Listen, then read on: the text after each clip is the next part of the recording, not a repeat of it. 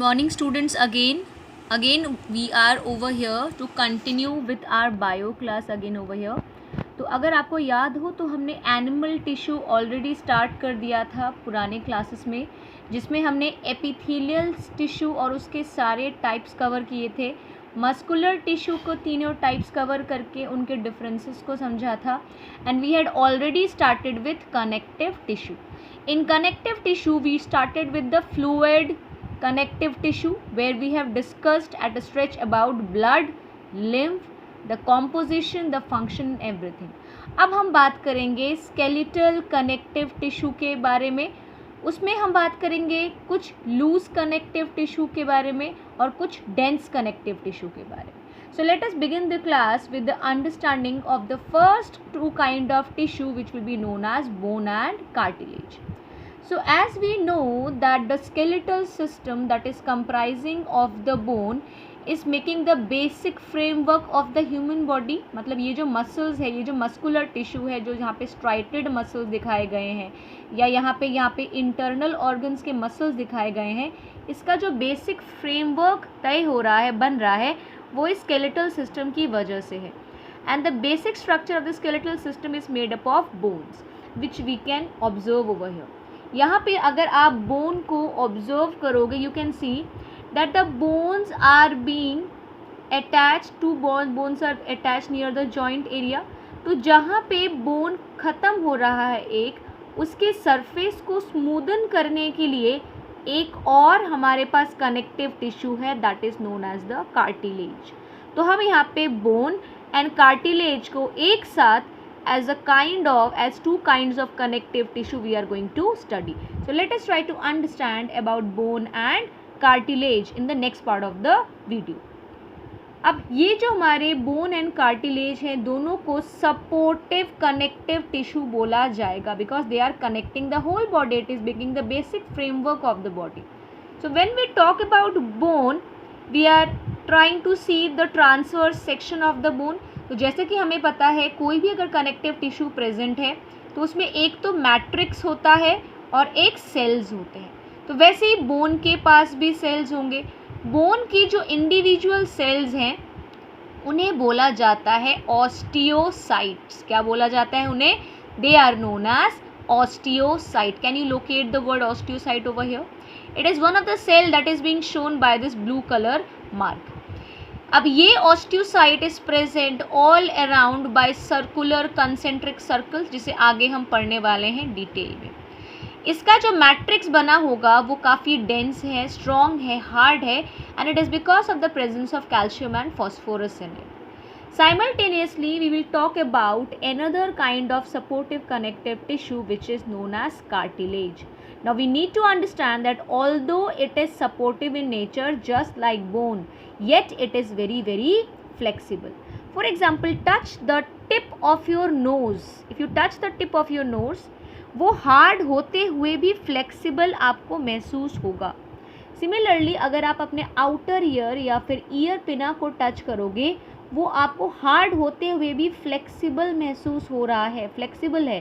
That means although it's a supportive connective tissue present, but the connective tissue is rather more flexible as compare to the bone structure. आगे बढ़ते हैं bone और cartilage के बारे में. जैसा कि हमने बताया कि बोन में मैट्रिक्स जो होगा वो सॉलिड मैट्रिक्स है और सेल्स का नाम क्या है? Osteocyte. The matrix is composed of calcium and phosphorus. This is the transverse section of a bone, and if we see the smallest unit inside it, it consists of osteocyte. इसको समझने के लिए next slide पे चलते हैं. अगर आप देखोगे इस स्ट्रक्चर के डायग्राम को, आपको कुछ कंसेंट्रिक सर्कल्स नज़र आएंगे. इन कंसेंट्रिक सर्कल्स के अंदर जो कैनाल जैसे स्ट्रक्चर नज़र आते हैं उन्हें कैनालिक्यूलाई बोला जाएगा. लैक्यूनो विथ ऑस्टियोसाइट का मतलब है ऑस्टियोसाइट को चारों तरफ से घेरने वाला गैप. Now we need to understand that bone is a very rigid structure because in addition to collagen fibre it has dense matrix of calcium salt. That calcium and phosphorus is present. ये जो matrix है ये एक circular pattern में exist करता है जो specially bone में पाया जाता है. and this system is known as Harvasian system. Harvasian system basically means any of the minute tubes which form a network in the bone and contain blood vessel. तो यहाँ पे जो मार्क्ड है इसे हार्वेशियन कैनाल कहा जाएगा, जो कि एक ट्यूब लाइक स्ट्रक्चर होगा और अपने चारों तरफ ब्लड वेसल्स को भी कंजेस्ट करवाएगा. सिमिलरली कैनालिकुलाई की हमने बारे में बात की थी. A canaliculi is basically a very small canal in the bone which carries some structure like nerve through it. तो एक तरह से नर्वस सिस्टम से इसको ये जोड़ रहा है. आगे चलते हैं इसी वीडियो में टू अंडरस्टैंड मोर. अब हम बात करेंगे कार्टिलेज के बारे में. As we have already discussed that cartilage is also a kind of supportive connective tissue. तो इस supportive connective tissue के पास भी अपने cells होंगे और मैट्रिक्स होंगे. अगर मैं कंपेयर करूं बोन के स्ट्रक्चर को, can you see the bone structure, and I compare it with the cartilage, you can see the cells are comparatively loosely arranged. तो मैट्रिक्स में काफ़ी सारा आपको इंटरसेलुलर गैप नज़र आएगा. The cells of the cartilage are chondrocytes and the cartilage matrix is very different as compared to the matrix that is present in the bone. यहाँ पे इसका मैट्रिक्स होता है वो शुगर एंड प्रोटीन से बना हुआ होता है, जिसे आगे हम डिफरेंसेस में भी पढ़ेंगे. Tissue cells are containing in this intercellular matrix but are far apart, काफ़ी दूर है, इंटरसेलुलर गैप्स बहुत है. दीज टिश्यू इज फर्म तो है लेकिन बहुत फ्लेक्सिबल माना जाता है. डिफरेंट एरियाज़ में आपको पाया जाएगा, जैसे कि लैरिंग्स मतलब आपका वॉइस बॉक्स, जिससे आपका वॉइस कॉर्ड से आपका साउंड प्रोड्यूस होता है, जो अगर आप बोलते वक्त अपने नेक को टच करेंगे, थ्रोट को टच करेंगे तो आपको वाइब्रेशन सा महसूस होगा. It is also present in the external ear, that is the year पिना, and it also is present in joint. जहाँ पे जॉइंट्स हैं, जहाँ पे बोन का सरफेस ख़त्म हो रहा है, तो बोन की सरफेस को स्मूदन करने के लिए these cartilages are also present. It is more widespread, ये ज़्यादा widespread है. और जब हम इन्फेंट्स की बात करते हैं स्केलेटन में, तो वो जैसे जैसे बड़ा होता है उसके ज़्यादातर कार्टिलेज के हिस्से बोन से रिप्लेस होते रहते हैं.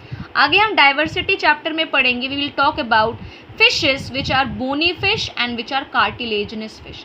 कुछ फिशेस के स्केलेटल सिस्टम एंटायरली कार्टिलेज से बने होते हैं, जैसे कि shark, that gives it more flexibility and reflex. So let us understand more about cartilage. तो कार्टिलेज के जो सेल्स हैं वो किससे बने हैं? कॉन्ड्रोसाइट से हैं. क्योंकि बहुत सारा गैप है दो सेल्स के बीच में, so there is abundant of extra cellular matrix. Fibre like structures तो होंगे ही हर कनेक्टिव टिश्यू के जैसे, एंड इसके अलावा क्या क्या प्रेजेंट है? See complex sugar and protein is present for the composition. इसके अंदर कोई न्यूरॉन्स या नर्व या ब्लड वेसल्स प्रेजेंट नहीं है, और 60 to 80% it is having water which is responsible for the resilience of the cartilage. There are various kinds of cartilage, जैसे कि हेलाइन कार्टिलेज होता है हमारा.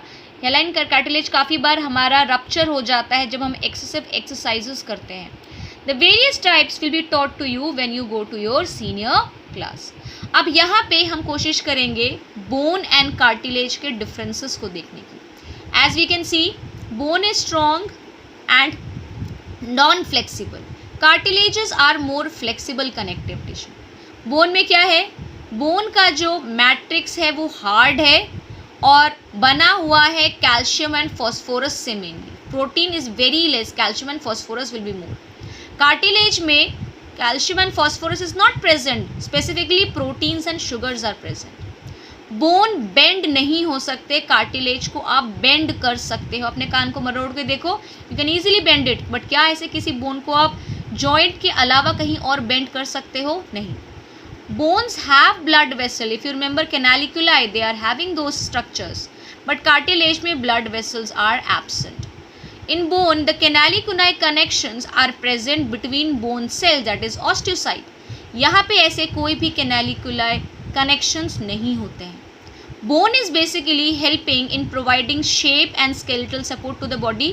It is mostly providing flexibility and also help in smoothening the bone surface at the joint. जैसे कि एक bone है, grey structure दिख रहा है, उसके ऊपर जो वाइट कलर का स्ट्रक्चर आपको दिख रहा है, जो स्मूथ कर रहा है इस सरफेस को, वो आपका बोन, वो आपका कार्टिलेज का स्ट्रक्चर है। सिमिलरली हम ब्लड एंड लिम्फ के डिफरेंस को भी पढ़ सकते हैं, जैसे हमने लास्ट क्लास में पढ़ा। Blood will consist of plasma, erythrocytes, leucocytes and platelets. Lymph में प्लाज्मा एंड ल्यूकोसाइट्स ज़्यादा होगा, बाकी चीज़ें कम होंगी। Blood is red in colour, it is colourless, क्योंकि हीमोग्लोबिन एब्सेंट है लिम्फ में। The blood plasma has more protein, lymph के प्लाज्मा में comparatively less amount of protein present होगा। और भी बहुत सारे डिफरेंस आप लिख सकते हैं based on the function of it. So in this diagram if you see, ये जो आपको पाइप लाइक स्ट्रक्चर दिखाई दे रही है, ये ब्लड कैपिलरी है जिसके थ्रू, या ब्लड वेसल है जिसके थ्रू जो ब्लड है वो मूव कर रहा है। कभी कभी इस ब्लड का कुछ component depending on it's size it is moving out of the blood vessel. तो ये जो कंपोनेंट यहाँ पे फिल्टर होके आ गया है, this is basically the lymph, जो टिश्यू के सेल्स के बीच से गुजरना शुरू कर देगा। इसीलिए इस लिम्फ को हम एक्स्ट्रा सेलुलर फ्लूइड या फिर टिश्यू फ्लूइड भी कहते हैं। So in our next class we will go for the next video.